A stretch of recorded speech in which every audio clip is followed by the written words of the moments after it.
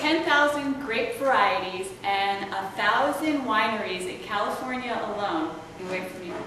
Okay. With over 10,000 grape varieties and 1,000 wineries in California alone,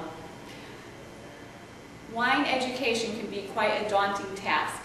But if we take it one step at a time, it will prove much less overwhelming.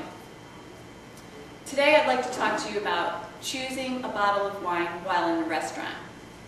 And when you're choosing a bottle of wine in a restaurant, there's 4 major factors that you need to consider.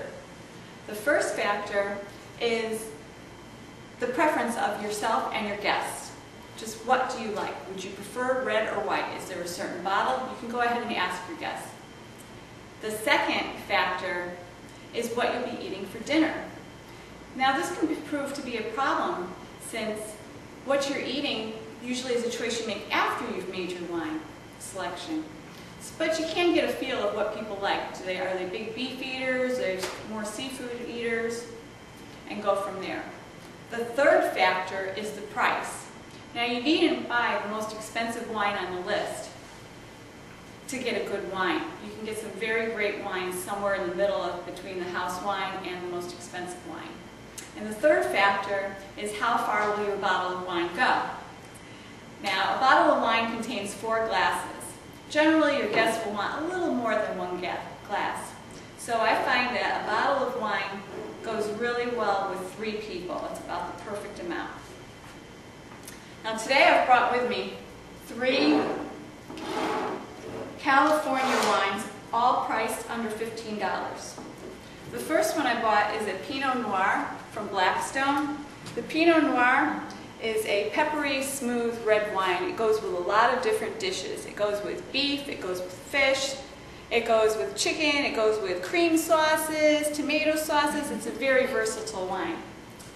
Now, the second wine I bought is a very popular Chardonnay by Kendall Jackson.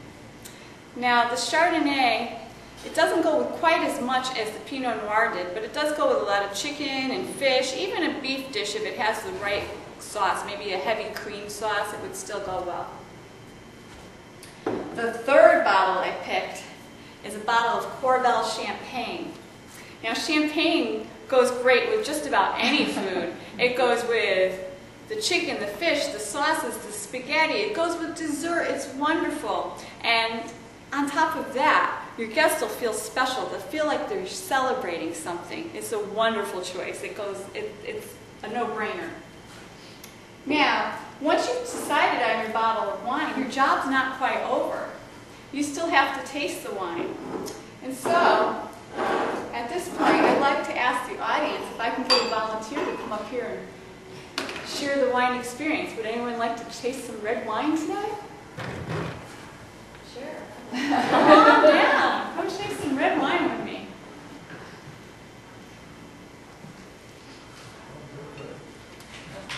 And I'm sorry, I missed your name. Hi, I'm Leslie, and this is my first meeting. Hi, Leslie. Well, it's going to be a fun first meeting. Try some wine. I like this group. It's called Toastmasters for a reason. Yeah. Now, what we've picked today is we've picked a Blackstone Pinot Noir. And I'm just going to show the camera, and then I'm going to show you the 3 things we're going to look for are going to be the winery, the grape variety, and then the year, the vintage. And all you're really doing is making sure that there's the winery, the grape variety, and the vintage. And all you're really doing is making sure that the waiter actually brought you the wine that you asked for. You didn't just pick something else by mistake.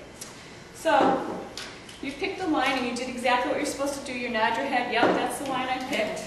And then the waiter will open up the wine for you. He'll put that little thing in his pocket, preferably not on your table like I just did.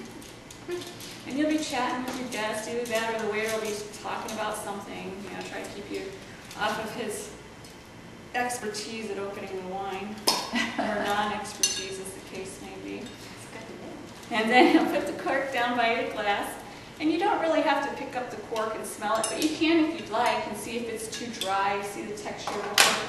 What you're basically looking for is you're just looking to see that the cork isn't crumbled, dry, broken. Because that could be a sign that your wine is bad. But it's just a sign that your wine's bad. It could still be quite good.